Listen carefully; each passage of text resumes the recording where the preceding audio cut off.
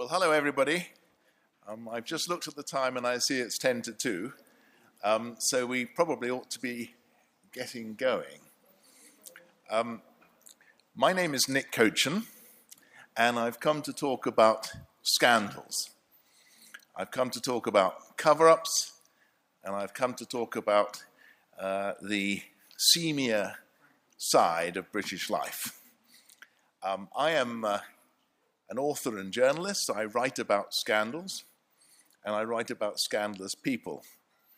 And my most recent book, just to put you in the picture, is a book about Tony Blair. And I have talked about his post-prime ministership in terms of his business activities. So there we see somebody who makes money out of organizing NGOs in Africa. We see someone who makes money out of offering consultancy services to dictators like the president of Kazakhstan, of Uzbekistan. And we see someone who's was prepared to sell his services as a speech giver to a charity for £500,000. Now, he didn't, in fact, get invited to give that speech, but that's what you have to pay if you want our former Prime Minister. Now, I'm going to not dwell on Mr. Blair, although I do come to him in due course in the little presentation that I'm about to give. But I thought I would start just by talking about a whole range of scoundrels and people in Britain who set themselves up as bearers, as wielders of the sword of justice. I'm not here, of course, referring to Jonathan Aitken, who participated in the Scott Committee, which discussed arms to Iraq. But no, the wielders of the swords of justice in this country tend to get so tied up in red tape that they become figures of complete absurdity, which is a sad reflection, but a true one in my estimation. And such people who are tied up in such strings of absurdity, of bureaucracy, of the establishment, are people like Chilcott, the man who's now spent 5, perhaps 6 years embarked on the Chilcott Inquiry into the Iraq War. Lord Justice Scott, the person who did the Chilcott in the Scott Inquiry a few years back, he also got tied up in our British bureaucracy. Then we've got some baddies. We've got the corrupt people who were prepared to pay the sons of princes in Saudi Arabia in the British Aerospace scandal. We've got the real baddies who were real or unreal baddies who were running the Bank of Credit and Commerce International way back in the 90s. And then we've got some different sorts of baddies who have also managed cover-ups lasting whole lifetimes. Cyril Smith, the Liberal MP who covered up his sexual abuse. Jimmy Savile, the entertainer who likewise covered up his sexual abuse. And in all these issues, we've got that British deference. We don't want to ruffle any feathers. We don't want to rock the boat. If someone's got prestige, they're known, they're respected, we don't challenge them. And the result, scandals, unfairness, criminality, fraud, the losses go right through the system. The more questions the establishment, for want of a better word, and excuse that word, it's become a little bit cliched, but the British establishment has to answer, the more it seems to me to show itself incapable. And that makes it look, in my view, shady. I think we're seeing sort of the end of a culture. Who knows where it leads next? Investigations that look more like whitewashes lack credibility. We ask more questions about an original event when we suspect the process. The arms inquiry into the sale of arms to, the Scott inquiry into the sale of arms to Iraq. The report took 4 years to publish. It ran to 1,800 pages. Chilcott, of course, will beat that, but the comparisons are deeply uncomfortable. Although one important thing about the Scott report is that it rocked like nothing else the government of the time. And we might suspect that Chilcott will do the same if it ever publishes. The Scott inquiry focused on the sale of arms to Iraq. Paul Foote, the noted investigative writer, observed that it was set up in tremendous panic. The government, he writes, had their backs to the wall.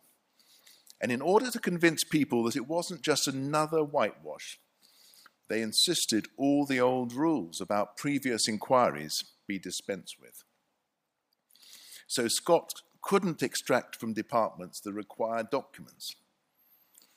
It was a scandal. The civil service, as we know, is a great British institution, GBI, but I say that in inverted commas, because the civil service sought to put Scott into a corner, as I believe it's also putting Chilcott.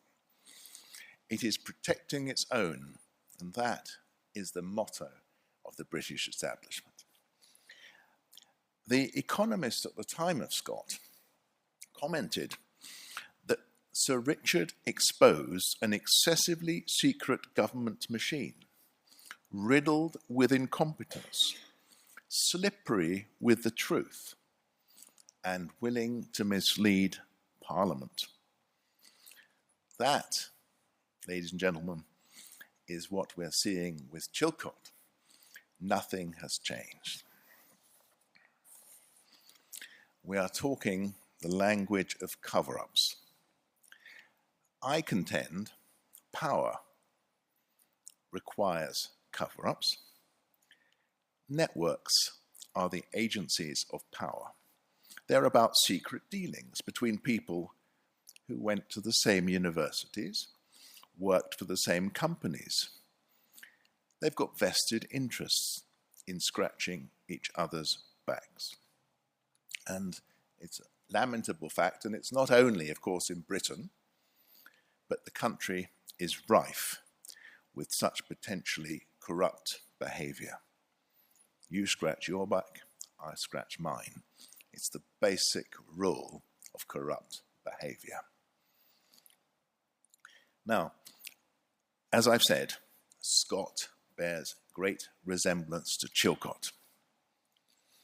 The shambles of decision-making that occurred before Britain and the US went to war are well established. The atrocities that have flowed from that decision are well established. We know it. But what of the inquiry itself? What does it tell us about the transparency of our establishment, of our bureaucracy, of our government, of our civil service? We are now eager, aren't we, to appease the democratizers. We want to appear open. We want to accept the criticisms that the establishment does, that it wants to be transparent. Yet, when we show our true colours, we sadly show a bungling and incompetent establishment, as Paul Foote observed. The Chilcott Inquiry was ordered by Gordon Brown in June 2009. It began work that September, and Brown said it would last a year. We now hear from Chilcott that it will appear next summer, 2016, 6 years after its earliest intended publication date. Chilcott is like one of those telecom systems or tankers that so far run out of budget and time that they are scarcely relevant when they are launched. All that money, is it going to cost 20 million at least, Chilcott? I forget now. And something that will be a large doorstep that sits on a few academic, civil service, parliamentary floors to prop up their doors and keep them closed. The document will be 4 times longer than War and Peace. It will have been so heavily Maxwellized, and I'll explain that in 1 second, that we doubt whether it will either blame anyone in particular or it will blame everyone in general. What will we get out of Chilcott? He's already said he will not judge the legality of the war quite against Iraq. We have to ask ourselves, what else matters? I will mention Maxwellization, that unkindly term. It's derived from the investigation of the country's most famous fraudster. I don't know if anybody here, other than myself, had the misfortune of meeting the newspaper tycoon. Well, I did have such a misfortune. I was interviewing him for a radio program. And the program was a long interview. It required him to sit there for half an hour and discuss his life, his work, etc. It was a gentle interview. And after 15 minutes, he started to get up. My producer said, "Mr. Maxwell, please, we need you. We need you to sit here." He stayed another 5 minutes when he talked about his war service and how he came here not as a refugee, but as someone who came to discover and fight for freedom. And shortly afterwards, he got up, he gave a wet handshake, and he left. A little personal anecdote, we subsequently discovered that he had massively defrauded the pensioners of his newspaper group. He was another great scandal, in a way almost more scandalous than many, because already the establishment had fingered him. They'd investigated him. They said he wasn't fit to hold stewardship of a public company, and they published that report. And the term Maxwellization comes because he required and got legal sanction to see the criticism that people were levelling against him that the report was going to rely on when it reached its conclusions. So Maxwellization means the process of criticism being, as it were, bounced back, reflected back to the individual who is the target of the criticism to give them a chance to answer the critics.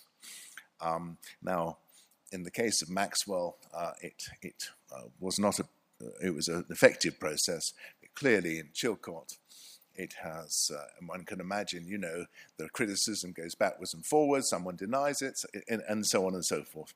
6 years on, we are still waiting for Chilcott. But even that decision to allow, as it were, fairness to somebody who's criticised, now that sounds a very fair process. And yet, is that not excessive British fairness? That term that once was meant to embody, respect for somebody has now become simply something like a colander filled with holes. It's something, if you've got enough lawyers, you can find fairness, you can exploit fairness to your own benefit. And I think that's what has happened in Chilcott. It's simply people with a vested interest in spinning Chilcott out, despite all their protestations and denials, have now spun it out to the point where its findings will be of negligible interest, except to the scholars and the leader writers, perhaps. So, and of course, I can't help but mention Blair there as being the primary spinner out, as well as spinning machine during his own regime. Now, I won't. I'll move on a little bit now because we will get lost in history. But I am going just to move on and talk a tiny bit about the British Aerospace disaster, because that brings Blair back in the line of fire, as it were, and we can't forget how Blair, under pressure from the government of Saudi Arabia, negotiating over the massive 40 billion, I think, Al Yamama contract, Blair put pressure on the then Attorney General, Lord Goldsmith, to stop an inquiry by the Serious Fraud Office into allegations of corruption, of a slush fund, of bribes to Saudi princes, and that, to my mind, Blair cited the fact that we wouldn't, Saudi Arabia would withdraw cooperation in anti-terrorism intelligence. He also cited the fact that if we lost the contract or lost further work with Saudi Arabia, our arms industry would wound down, we'd have fewer jobs, etc. The question there is, Blair was taking this decision privately. He decided that was the best interest. Not a democratic decision. It was done in secrecy. And if there's one factor in all scandals, in all cover-ups, of course, almost by definition, we are talking secrecy. And the British are very good at doing secrecy, citing national interest, citing law, or national interest. So we worry about secrecy, and I think it continues to be a major issue as we look at how we deal with the terrorist threat.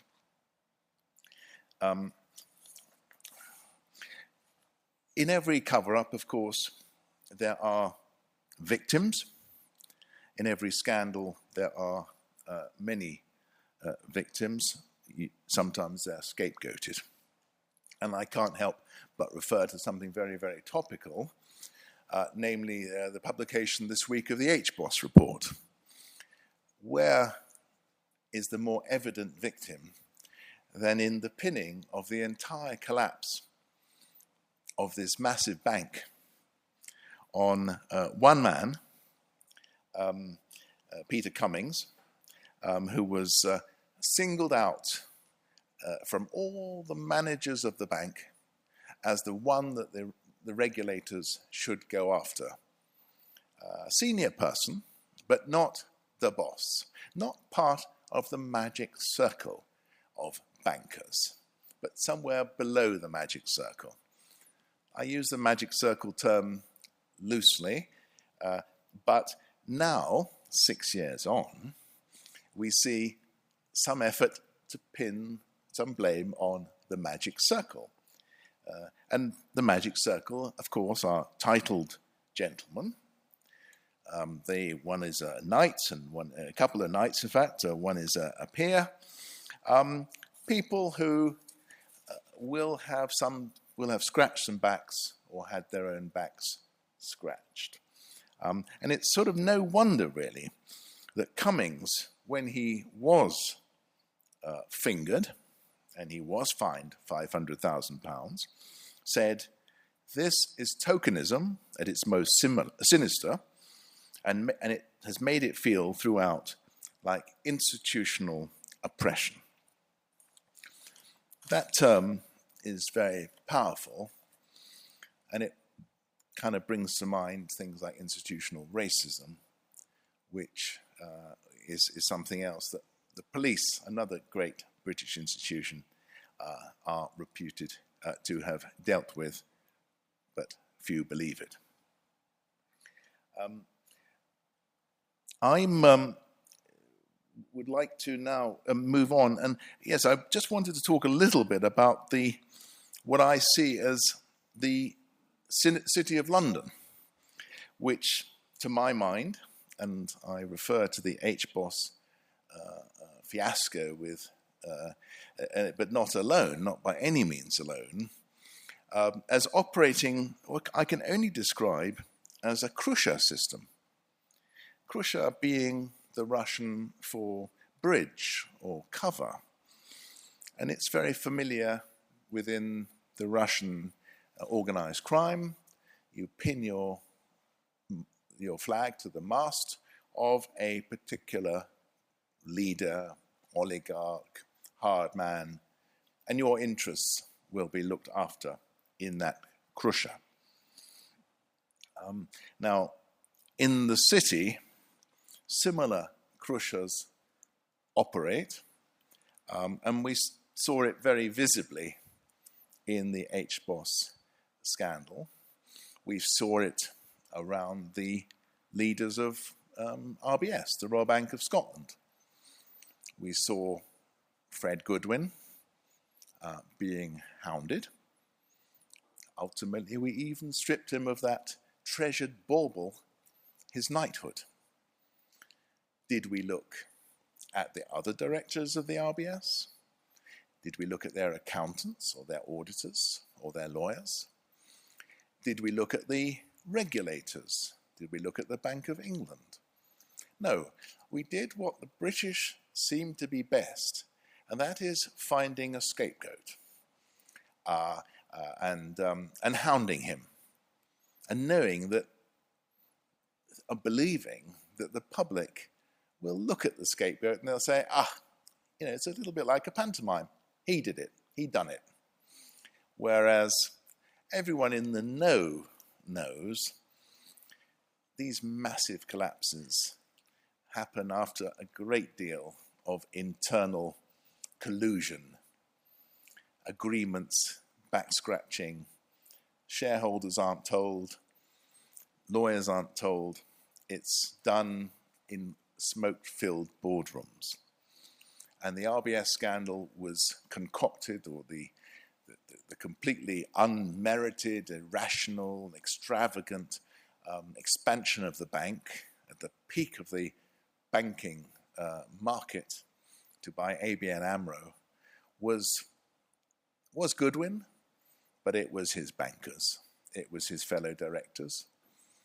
It was other people in the market. There was a full-scale collusion to expand the bank at the peak, and they closed their eyes in a classic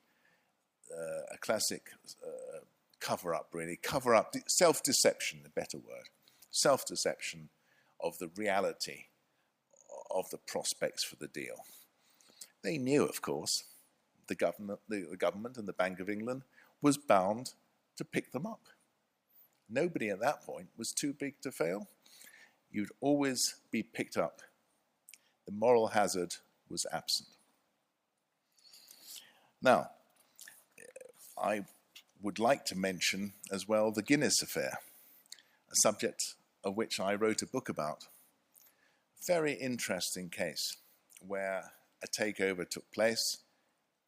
Shares were underpinned with a secret scheme, and ultimately the takeover was successful. The secret scheme was exposed, and then a decision had to be made. Who do we prosecute? How do we prosecute? And ultimately the prosecution was of the four leading, the head guy, whose name was Ernest Saunders, and then three people in the market. Now, I don't know, there is a view, and I'm hesitant about asserting this view, but it's certainly one held. It so happened that the four people who were initially prosecuted were Jewish. I suspect that there was an element in the police that thought, that would make quite a nice scapegoat for us, and it would give the public, feed the public with some heads that actually they're quite happy to see roll. Now, the other side of that particular coin, the police charged, but the case became so unwieldy, never pursued, the prosecution of two of the city's grandees, David Mayhew of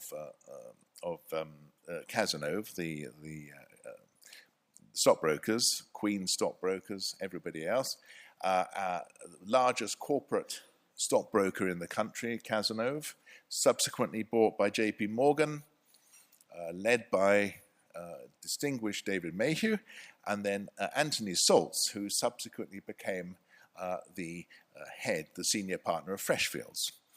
Saltz was the lawyer to Guinness, and the company broker was David Mayhew of Cazenove.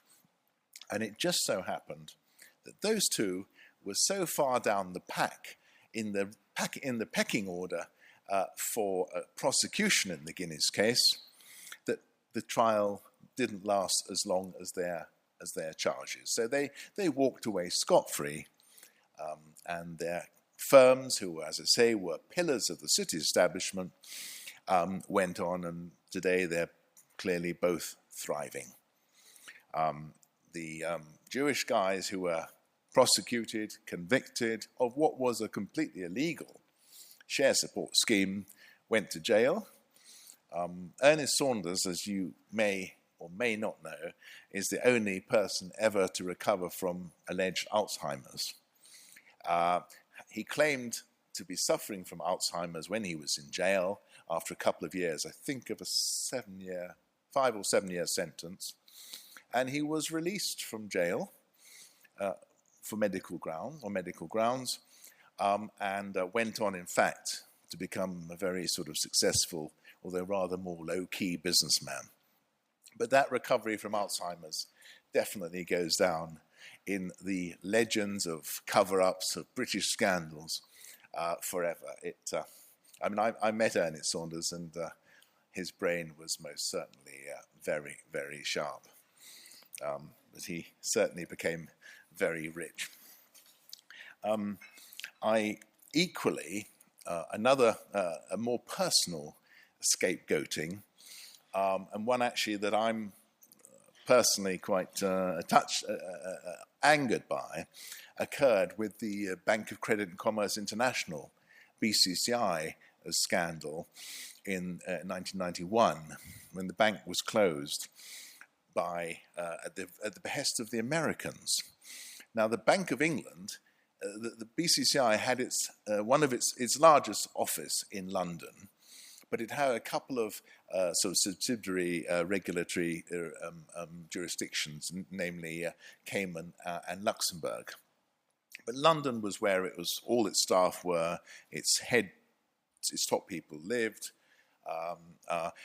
and London was, as it were, used as a magnet for all the oil money, the petrodollars that came from the Gulf at this time. So the city had a lot of reason to keep BCCI going. Another reason that it had to keep BCCI going was that it was actively colluding or cooperating with the British intelligence services in watching terrorists who used the bank in London. I can talk more about that if you're interested. The bank itself was engaged in drugs money laundering. It was the bank of General Noriega of Panama, who was a major drugs runner. It was financing the development of a nuclear bomb already in Pakistan. It had convictions in Miami for drugs running. It was already building up into a major scandal. For the British, it was simply a case of keeping the bank here because it was the magnet for the oil money. So they turned a blind eye in the Bank of England to the messages that were increasingly getting louder and louder that really something needs to be done about the BCCI. And then the American authorities, John Moscow in New York, came to the Bank of England, and they wanted to see reports that Price Waterhouse had done at the secret behest of the internal reports of BCCI. and then of the Bank of England, and ultimately, under pressure from the Americans and threat to expose the Bank of England's negligence, the Bank of England acted, and the bank was closed in July 1991. Subsequently, all the bosses of BCCI made a quick dash back to Abu Dhabi or to Pakistan, where they stayed. So the British prosecuting authorities, when they woke up, all they could basically find were a couple of Pakistani commodities traders called the Gokhals, and they put those were prosecuted and convicted. And then one bag handler who was sort of an admin guy in the office of the president of the bank, who had helped the Americans get information on BCCI when it was still being investigated there, helped the London police get information on BCCI, and promptly he was picked up, he was prosecuted, and he was sent to prison for 2 years. He subsequently became a maths teacher. I know this chap actually, and it's an awful unsung, unknown, in my opinion, British scandal. Simply someone needed to be found. Something needed to be done. You know, it's a little bit like that classic British thing, we muddle through. Well, we muddle through, but there are victims that we tread on in the process. I'd quite like to have a bit of a discussion, actually, and I've no real idea how the time is going. I suppose the question is, in a way, you know, where are the next British scandals? What is it about Britain that seems to be culpable? Or why are we so vulnerable to scandals? Are we more vulnerable than the French, or do we just do more scandal than the French or other countries? Is it our class system, our hierarchy, our addiction to secrecy, as I referred to at the beginning, our excessive respect and deference? Or is there something sort of deeper about, a sort of failure to really, respect an ethical and principled view of life? I'll leave it there, and perhaps we can have a discussion if people have got some points to raise. Yeah, go on.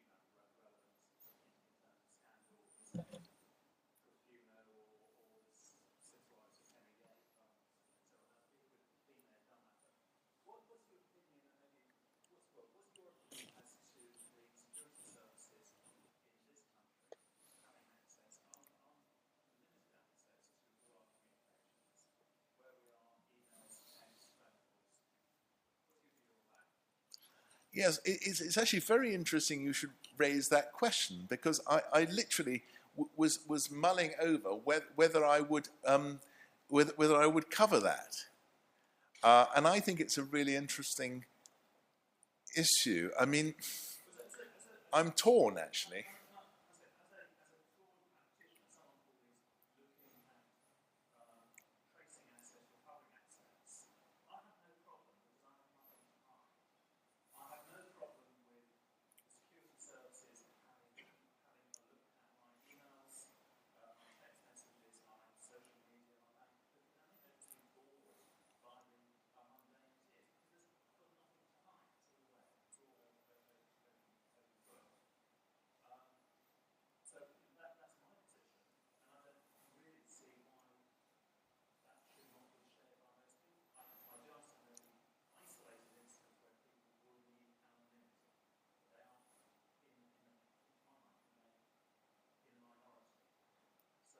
I mean, I think the argument that some people put forward, is that, the more data that the authorities have at their disposal, the more risk there is of.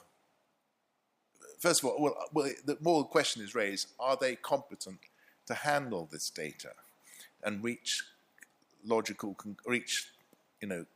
necessary conclusions from it? I know the issue of big data raises that question. Is there the more data? Is there the greater chance of cock-up, if rather than conspiracy? So, I mean, there is also a sort of principled question whether our liberty, whether we should sort of wave the banner of liberty and say, what right does anyone at all have, or is the threat so great that we have to decide to give up a part of our liberty? Is it a liberty?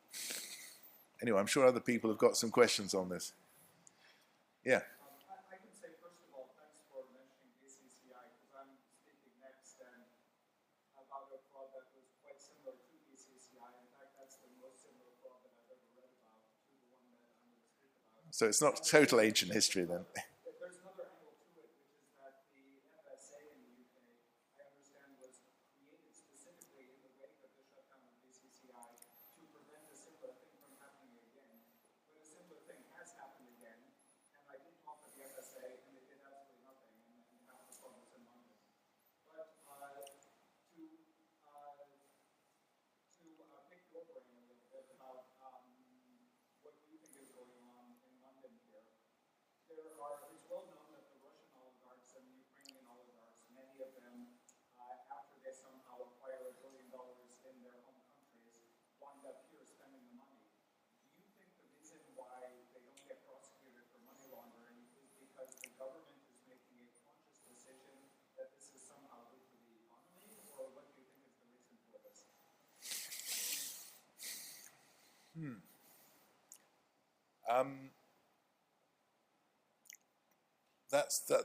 That is quite a complicated question. I mean, it does raise one important issue, which I think is which I didn't mention, which I think is really interesting, and that is we have to ask ourselves, why is the Serious Fraud Office a toothless tiger? Now, it is a very interesting. It is a repeated comment. When you talk to many people about the Serious Fraud Office, they say, how can an organization, dealing with massively resourced oligarchs, international companies, fraudsters, money launderers, the works, exist on, 40-something million pound budget a year? And the answer is, it manages because it doesn't prosecute 95% or whatever of the cases brought to it. And now, why doesn't the government regard serious fraud as worthy of massive investment? I mean, on 2 or even 3 grounds. First of all, presumably the more prosecutions we have, the more our reputation for integrity will be embellished. Secondly, the more we have a reputation of integrity and the tougher our investigator, the fewer crooks will come to milk us. And third, on a matter of justice, we should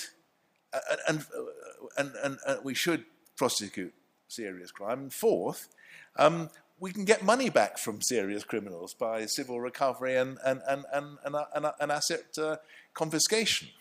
So all the logic says the Serious Fraud Office should be properly funded. Why isn't it properly funded? And my only sort of conclusion can be, we like the crooked money. We don't look at its colour. We look at, its what it does to our economy. It keeps our house prices buoyant. It brings builders into London to build their basements and things. So I'm sort of coming. I hope I've sort of answered your question in a certain way. We like them, There's the side effect. and they buy our football clubs as well. One billionaire comes in and buys an apartment for $100 million or something, but then what isn't looked at is that 100,000 economic refugees from the same country follow after and all sign up for benefits. So there could be a backfire to that. Yeah, well, Yes, sir.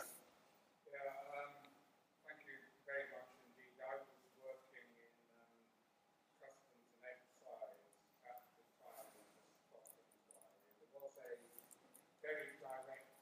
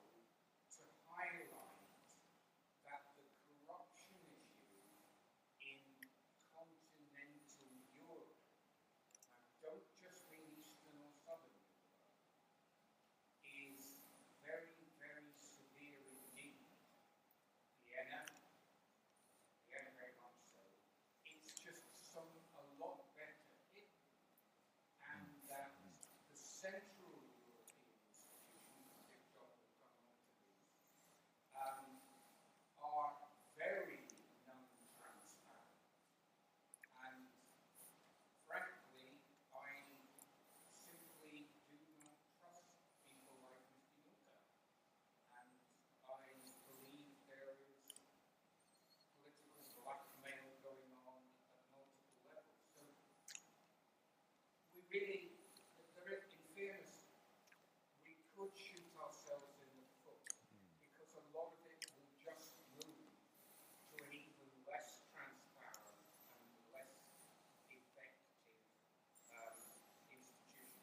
Going back to the Moldovan case yesterday, I saw firsthand European officials who you have to ask serious questions about their claim not to understand what this is all about. Very serious questions. Thank you. Thank you very much. Does anyone else? Yes, sir. I mean, I don't think you asked the question particularly, so. Well, I'll just take this gentleman and then we'll.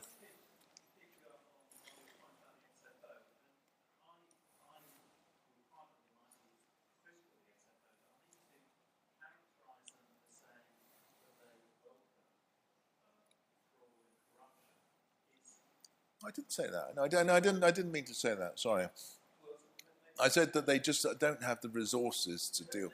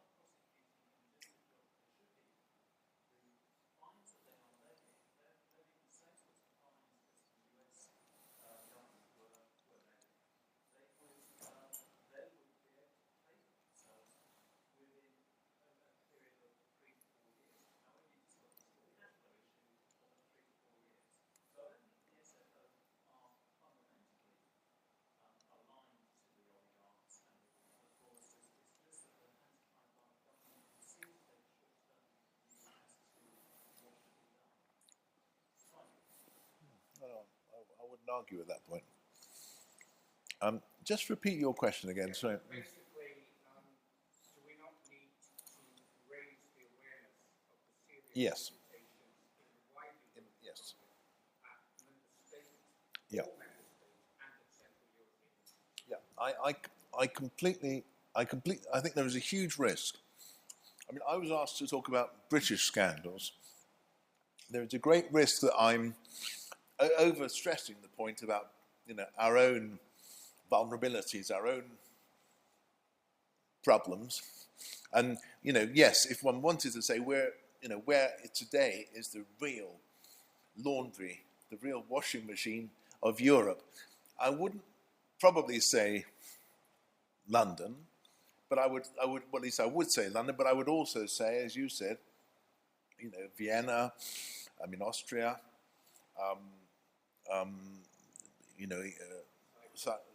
Cyprus for sure, Luxembourg and Liechtenstein. Probably less so Switzerland. And then, one could see it. I think it's also moving out of Europe, of course, to Singapore, which I think is now in the almost a destination of choice for truly black money. Are there any other questions? Great. Well, I think at that point I'll say thank you very much indeed. My work can be seen at my website. My books can be acquired on Amazon. And thank you very much for your attention.